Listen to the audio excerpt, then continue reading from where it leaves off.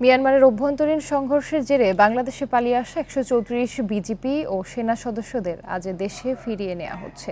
পাশাপাশি তাদের নিতে আসা জাহাজে করে মিয়ানমারে কারাভোগ শেষে বাংলাদেশে ফিরছেন ৪৫ বাংলাদেশি। এ বিষয়ে আরও জানাতে কক্সবাজার শহরের নুনিয়াছড়ার বিআইডব্লিউটিএ ঘাট থেকে যুক্ত হচ্ছেন সহকর্মী তৌফিকুল ইসলাম। তৌফিকুল, বিজিপি সদস্যদের ফিরিয়ে নিতে আসা জাহাজটির কখন পৌঁছানোর কথা রয়েছে, আর যেসব বাংলাদেশিরা আসছেন মিয়ানমার থেকে তাদের ব্যাপারে কি ব্যবস্থা নেওয়া হবে পরবর্তীতে?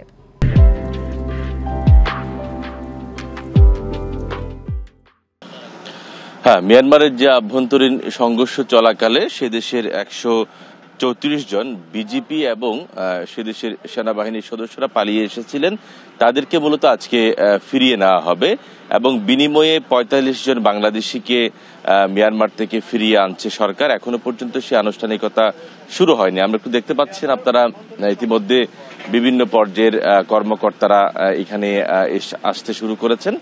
বিজিবির যে একজন যে পদস্থ কর্মকর্তা, তিনিও এই মুহূর্তে দেখাতে চাই এই যে ১৩৪ জন বিজিপি এবং সেনা সদস্যদেরকে সেখানে রাখা হয়েছে। যখন যে ৪৫ জন যে বাংলাদেশি বিভিন্ন মেয়াদের কারাভোগ শেষে তারা গতকালকে রওনা হয়েছিলেন একটি জাহাজে করে, এবং সেই জাহাজটি আমরা জেনেছি গভীর সাগরে নোঙর করেছে। সেখান থেকে কর্ণফুলী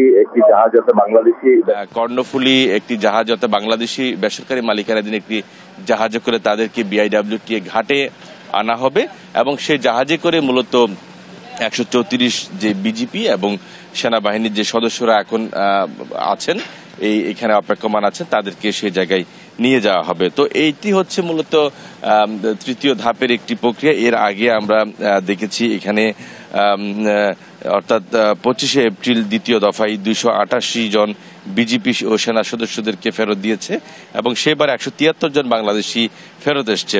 এর আগেই ১৫ ফেব্রুয়ারি আমরা দেখেছিলাম ৩৩০ জন মিয়ানমারের সীমান্তরক্ষী বাহিনী, বিজিপি, সেনা ও কোস্টগার্ড কর্মকর্তাদেরকে ফেরত পাঠিয়েছে।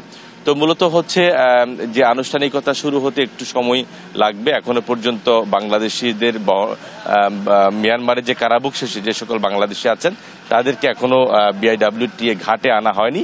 আনা হওয়ার পরপরে সেই আনুষ্ঠানিকতা শেষ হবে। তবে এখনো পর্যন্ত মিয়ানমারের যে রাষ্ট্রদূত তিনিও এসছেন, বাংলাদেশের বিভিন্ন পর্যায়ের কর্মকর্তারাও কিন্তু ইতিমধ্যে এখানে এসেছেন। তো আমরা যখন আনুষ্ঠানিকতা শুরু হবে তখন আপনাদেরকে সর্বশেষ তথ্য জানিয়ে দেওয়ার চেষ্টা করব। জি, কক্সবাজার থেকে জানাচ্ছিলেন সহকর্মী তৌফিকুল ইসলাম।